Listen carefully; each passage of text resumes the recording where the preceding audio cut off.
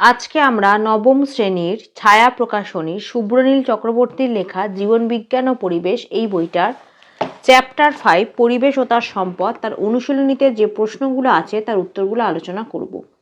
তোমাদের যদি ভিডিওগুলো ভালো লাগে তাহলে লাইক শেয়ার ও কমেন্ট করে জানিও আর চ্যানেলটি সাবস্ক্রাইব করো। আমার একটা ম্যাথসের চ্যানেল আছে WB ম্যাথস ওয়ার্ল্ড, সেখানে গণিত প্রকাশের কোষে দেখি সমস্ত অঙ্কের সমাধান করে দেওয়া আছে। তার লিঙ্ক আমি এই ভিডিওর ডেসক্রিপশন বক্সে দিয়ে দেবো, আর ওপরের আই বাটনে ক্লিক করো, তোমরা সেই চ্যানেলটি পেয়ে যাবে। প্রথমে বিভাগ ক, বহু বিকল্প ভিত্তিক প্রশ্ন, মান 1। প্রতিটি প্রশ্নের সঠিক উত্তরটি নির্বাচন করে তার ক্রমিক সংখ্যা সহ বাক্যটি সম্পূর্ণ করে লেখো। প্রশ্ন 1, একটি স্বভোজী পুষ্টির স্তরে 2 লাখ কিলোক্যালোরি শক্তি থাকলে গৌণ খাদকে আবদ্ধ শক্তির মাত্রা কত কিলোক্যালোরি হবে? উত্তর হবে অপশন বি, 2000। 2, একটি ধনাত্মক ধনাত্মক আন্তঃক্রিয়া হলো, উত্তর হবে অপশন এ, মিথজীবিতা। 3, কোনটি ধনাত্মক ধনাত্মক আন্তঃক্রিয়া নয়? উত্তর হবে অপশন ডি, কমেন্সালিজম। 4, কোনটি বনের কাজ নয়? উত্তর হবে অপশন ডি, অ্যাসিড বৃষ্টি। 5, মৃতদেহ থেকে উপাদান মুক্ত করে? উত্তর হবে অপশন ডি, বিয়োজক। 6, উজ্জ্বল আলোতে যে উদ্ভিদ জন্মায় তাকে বলে? উত্তর হবে অপশন এ, হেলিওফাইট। 7, পুনর্নবীকরণযোগ্য প্রাকৃতিক সম্পদ হলো? উত্তর হবে অপশন এ, জলবিদ্যুৎ। 8, দূষণহীন শক্তির উৎস হলো? উত্তর হবে অপশন সি, সৌরশক্তি। 9, পপুলেশনের বৃদ্ধি নিয়ন্ত্রণ করে না কোনটি? উত্তর হবে অপশন সি, কমিউনিটি। 10, গ্যাসীয় পরিপোষক চক্রের উপাদান কোনটি? উত্তর হবে অপশন ডি, O2। 11, কোনটি বনের উৎপাদকমূলক ব্যবহার নয়? উত্তর হবে অপশন ডি, জলজ চাষ। 12, একজন দায়িত্ববান নাগরিক রূপে তুমি কোনটি করবে না? উত্তর হবে অপশন ডি, জলের অপচয়। তারপর বিভাগ খ, অতি সংক্ষিপ্ত উত্তরভিত্তিক প্রশ্ন, মান 1। একটি শব্দে বা একটি বাক্যে উত্তর দাও। প্রশ্ন 1, বনজাত একটি উপকারী উপাদানের নাম লেখো। উত্তর হবে ভেষজ ওষুধ উৎপাদনে ব্যবহৃত হয়। 2, উদ্ভিদজাত একটি অর্থনৈতিক গুরুত্ব সম্পন্ন উপাদানের নাম লেখো। উত্তর হবে গদ ও রজন। 3, একটি পরিপোষক চক্রের নাম লেখো। উত্তর হবে O2 চক্র। 4, রূপান্তরকের উদাহরণ দাও। উত্তর হবে ছত্রাক। 5, একটি পুনর্নবীকরণযোগ্য শক্তির উৎস লেখো। উত্তর হবে বায়ু। 6, বাস্তুতন্ত্রের একটি অজীবীয় শর্তের নাম লেখো। উত্তর হবে আলো। 7, কোনটি বাস্তুবিদ্যার অধ্যয়নের সবচেয়ে ছোট স্তর? উত্তর হবে জীব। 8, পরিযান হলে পপুলেশনের আকার বাড়ে না কমে? উত্তর হবে বাড়ে। 9, জুপ্ল্যাঙ্কটন বলতে কি বোঝো? 135 নম্বর পাতায় জুপ্ল্যাঙ্কটন লিখবে এখান থেকে এতটা। 10, প্রথম শ্রেণীর খাদকে 1000 কিলো জুল শক্তি থাকলে উৎপাদকে কত জুল শক্তি আবদ্ধ হয়েছিল?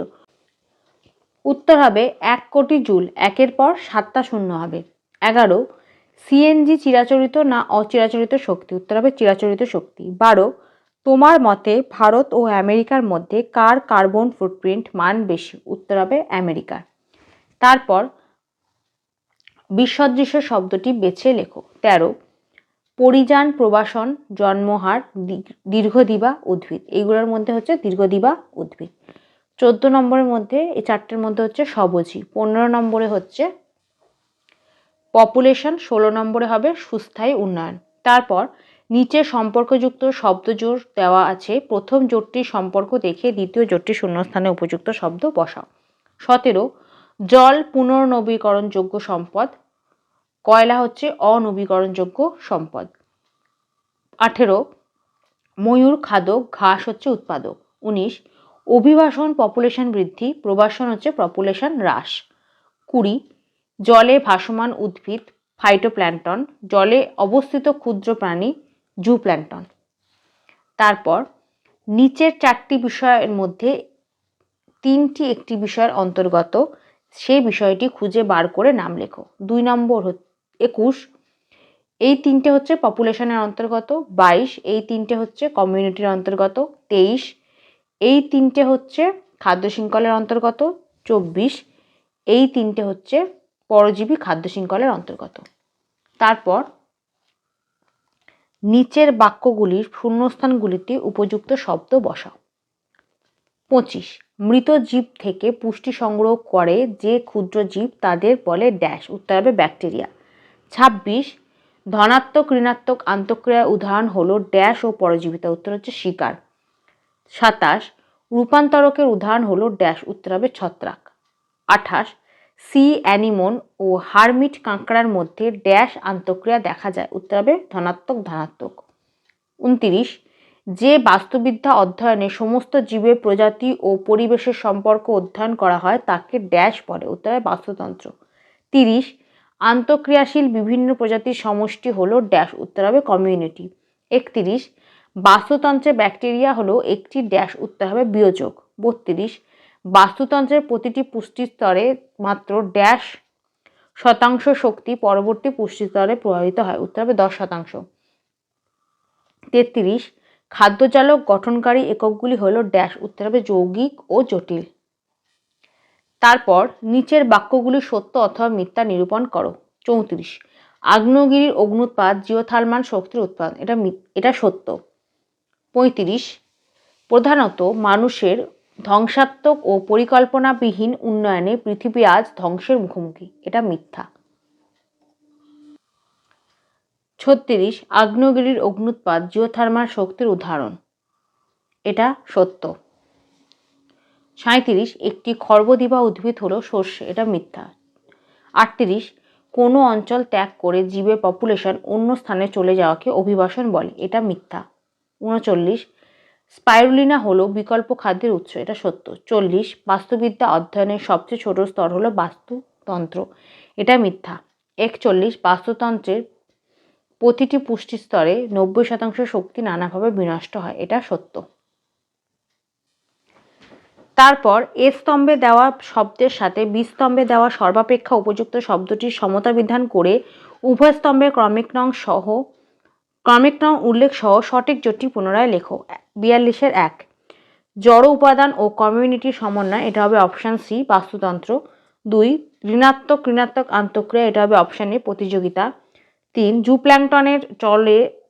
জুপ্ল্যাঙ্কটনের জলে চলন, এটা হবে অপশান বি সার্কাডিয়ান পর্যাবৃত্তি। 4 মানব পপুলেশনের বৃদ্ধি, এটা হবে অপশান ই সিগময়েড লেক। 5 ধনাত্মক ঋণাত্মক আন্তঃক্রিয়া, এটা হবে জি পরজীবিতা। 6 একক সময়ে জীব সংখ্যা বৃদ্ধি, এটা হবে অপশান ডি ন্যাটালিটি। এরপর বিভাগ গ সংক্ষিপ্ত উত্তরভিত্তিক প্রশ্ন মান 2। প্রশ্ন 1 বাস্তুবিদ্যা কি, 126 নম্বর পাতায় এখান থেকে এতটা। প্রশ্ন 2 পরিপোষক চক্র বলতে কি বোঝো, 138 নম্বর পাতায় এখান থেকে এতটা। 3 বন কিভাবে ক্ষয় নিয়ন্ত্রণ করে, এখান থেকে এতটা। এখানে দুটো পয়েন্ট আছে, দুটো পয়েন্টই লিখে দেবে।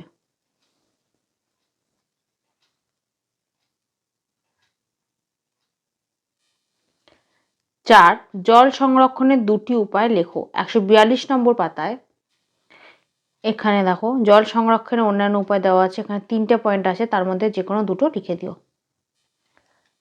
প্রশ্ন 5 শক্তি অপচয়ের দুটি সাধারণ পদ্ধতি কি কি, 146 নম্বর পাতায় এখান থেকে এতটা। এখানে 5টা পয়েন্ট দেওয়া আছে, তার মধ্যে থেকে যে কোনো দুটো লিখে দিও। প্রশ্ন 6 বাস্তুতন্ত্রের 3টি স্তরের নাম লেখো। একটা হচ্ছে জীব স্তর, জল স্তর ও বায়ুস্তর। 3টে স্তরের নাম হচ্ছে জীব স্তর, জল স্তর ও বায়ুস্তর। 7 বিয়োজক বলতে কি বোঝো, 134 নম্বর পাতায় এখান থেকে এতটা। 8 শক্তি প্রবাহ সবসময় একমুখী হয় কেন, 138 নম্বর পাতায় এখান থেকে এতটা। 9 কমেন্সালিজম বলতে কি বোঝো, 131 নম্বর পাতায় এখান থেকে এতটা। তারপর 132 নম্বর পাতায় এখান থেকে এতটা। 10 প্রোটো কোঅপারেশনে একটি উদাহরণ দাও, 132 নম্বর পাতায় এখান থেকে এতটা। এখানে দুটো উদাহরণ দেওয়া আছে, তার মধ্যে থেকে যে কোনো একটা লিখে দেবে। 11 কমিউনিটি কি 130 নম্বর পাতায়, এখান থেকে এতটা।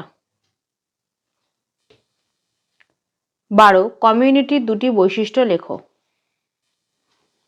কমিউনিটির বৈশিষ্ট্য এখান থেকে এতটা, এখানে 4টে পয়েন্ট আছে, তার মধ্যে থেকে যে কোনো দুটো লিখে দেবে।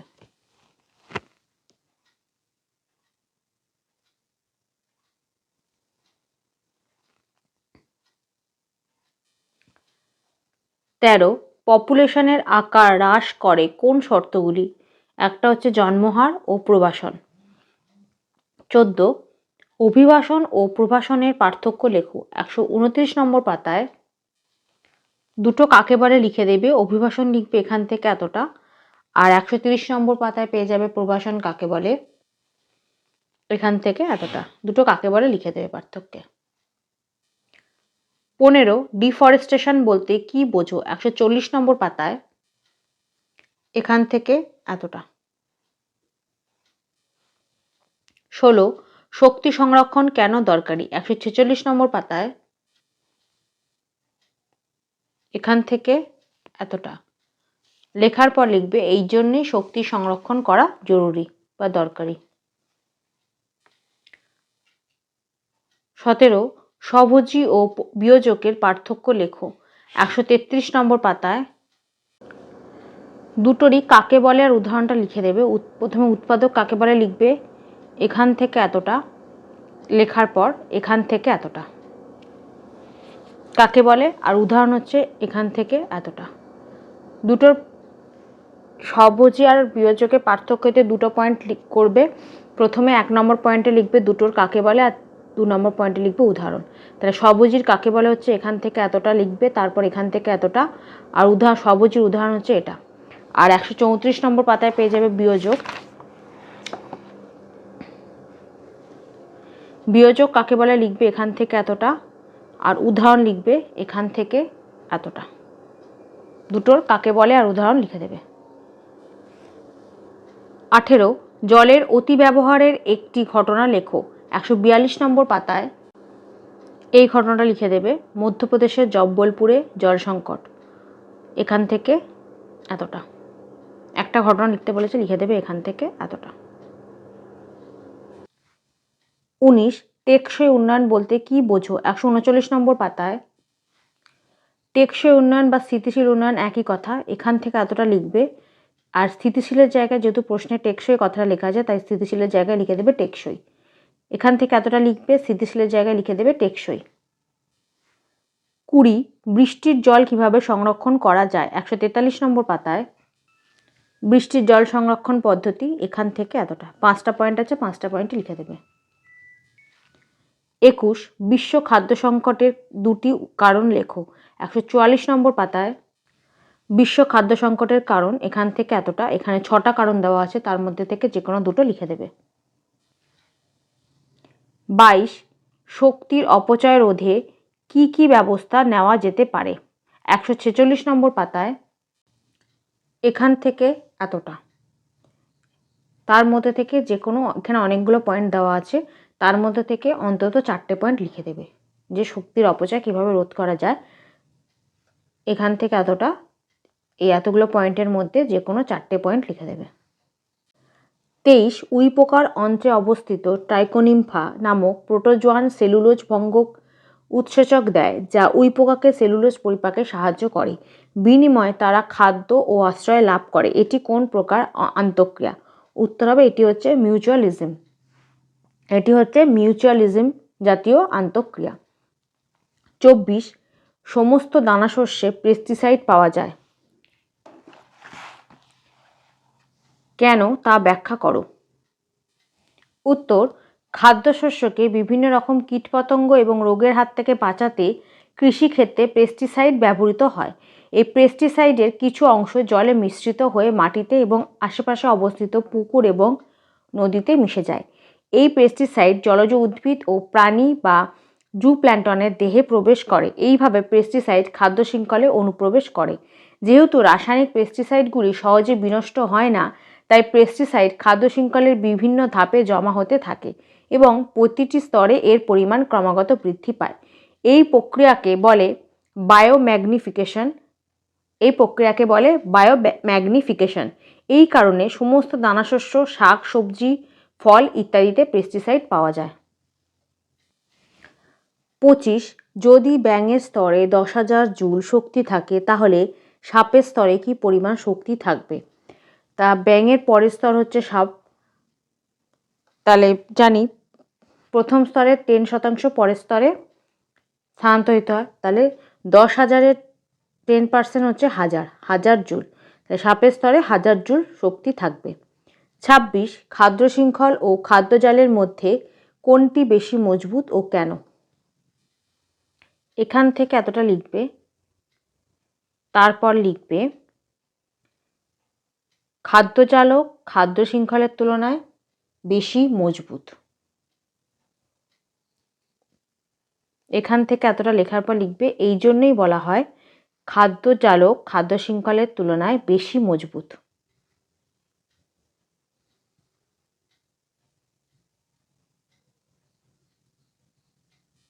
তারপর বিভাগ ঘ, দীর্ঘ উত্তরভিত্তিক প্রশ্ন, মান 5। প্রশ্ন 1, বাস্তুতন্ত্র বলতে কি বোঝো? বাস্তুতন্ত্র গঠনকারী একটি চার্টের শর্তাবলী দ্বারা বুঝিয়ে দাও।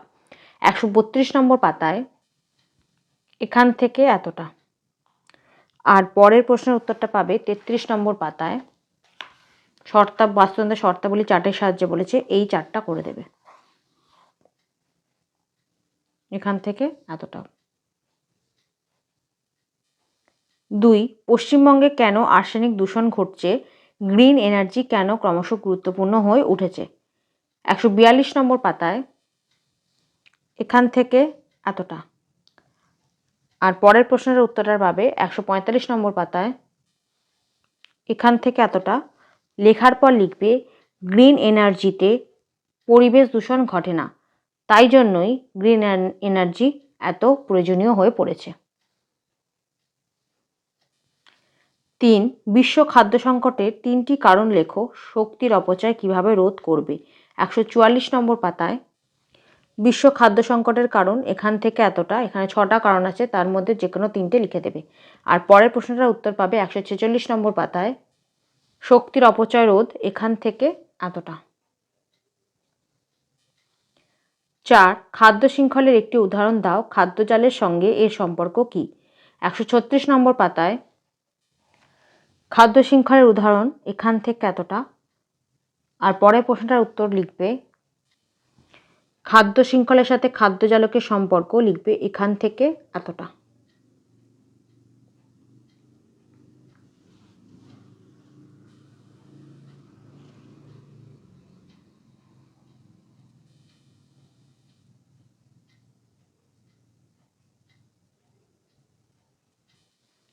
5, বনের 2টি গুরুত্ব লেখো। খাদ্য সংকটের ফলে কি কি ঘটনা ঘটতে পারে?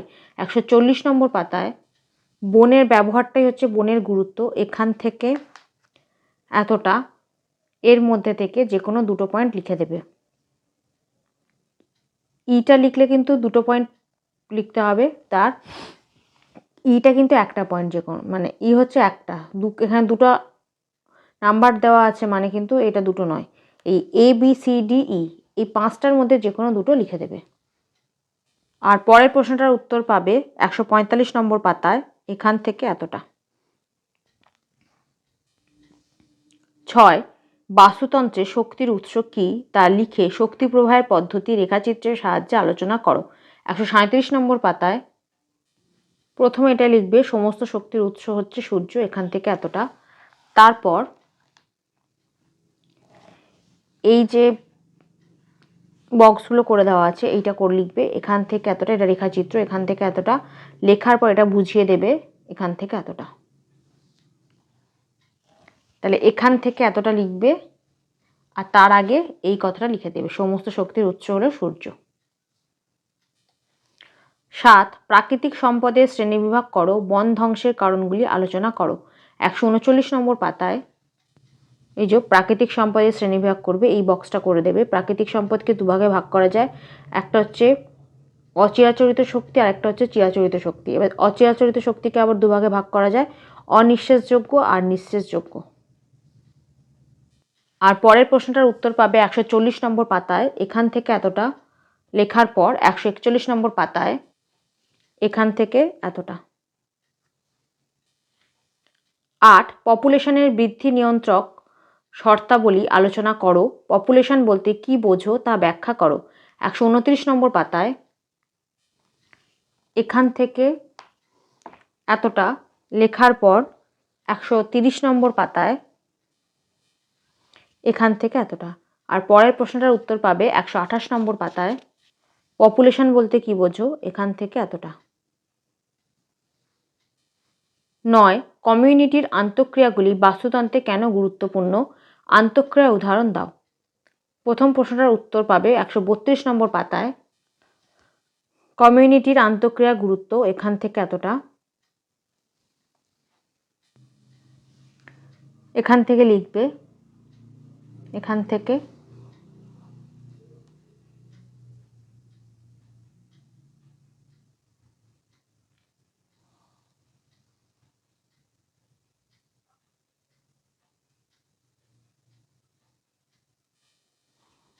এতটা পর্যন্ত।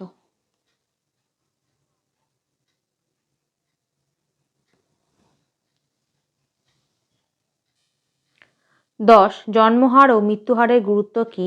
পপুলেশনের পরিযান বলতে কি বোঝো? 129 নম্বর পাতায় জন্মহারের গুরুত্ব লিখবে এখান থেকে এতটা। আর তার নিচেই আছে মৃত্যুহারের গুরুত্ব এখান থেকে এতটা। আর পরিযান বলতে কি বোঝো সেটা লিখবে এখান থেকে এতটা। লেখার পর 130 নম্বর পাতায় এখান থেকে এতটা। 11 আলো কিভাবে প্রাণীদের বেঁচে থাকাকে প্রভাবিত করে? পরজীবিতা কি? 127 নম্বর পাতায় এখান থেকে এতটা। পরের প্রশ্নটার উত্তর পাবে 131 নম্বর পাতায় এখান থেকে এতটা। 12 বাস্তুবিদ্যা অধ্যয়নের স্তরগুলির নাম লেখো। এরা কিভাবে পরস্পর সম্পর্কিত? 126 নম্বর পাতায় প্রথম প্রশ্নটার উত্তর লিখবে বাস্তুবিদ্যার স্তরগুলি হলো একক জীব স্তর, তারপর পপুলেশন স্তর, তারপর কমিউনিটি স্তর আর বাস্তুতান্ত্রিক স্তর। চারটে স্তরের নাম লিখে দেবে। এবার এরা কিভাবে একে অপরের সাথে সম্পর্কযুক্ত সেটা লিখবে 126 নম্বর পাতায়। প্রথমে 126 নম্বর পাতা থেকে এখান থেকে এতটা লেখার পর 128 নম্বর পাতায় এখান থেকে এতটা। তারপর 130 নম্বর পাতার এখান থেকে এতটা লেখার পর 133 নম্বর পাতায় এখান থেকে এতটা। এখানে উত্তরটা শেষ হবে। 13 পপুলেশনে পরিযান কেন হয়? শক্তির চাহিদা বৃদ্ধির সমস্যা কিভাবে সমাধান করা যায়? 129 নম্বর পাতায় পরিযানের প্রয়োজন হয় কেন সেটা লিখবে এখান থেকে এতটা। লেখার পর 130 নম্বর পাতায় এখান থেকে এতটা। পরের প্রশ্নটার উত্তর পাবে 146 নম্বর পাতায় এখান থেকে এতটা। 14 বন ধ্বংসের 2টি কারণ ও 3টি ফলাফল লেখো। 140 নম্বর পাতায় 140 নম্বর পাতার নিচের দিকে আছে বন ধ্বংসের কারণ এখান থেকে এতটা। তারপর দেওয়া আছে 141 নম্বর পাতায় এখান থেকে এতটা। এতগুলো পয়েন্টের মধ্যে যে কোনো দুটো পয়েন্ট লিখে দেবে। আর ফলাফল দেওয়া আছে এখান থেকে এতটা। এই 4টে পয়েন্টের মধ্যে যে কোনো 3টে লিখে দেবে। 15 সূর্য না থাকলে কি কি অসুবিধা হতো? বাস্তুতন্ত্র থেকে উৎপাদক বিনাশ পেলে কি হবে? প্রথম প্রশ্নটার উত্তর সূর্য না থাকলে কি কি অসুবিধা হতো সেটা লিখবে এখান থেকে এতটা।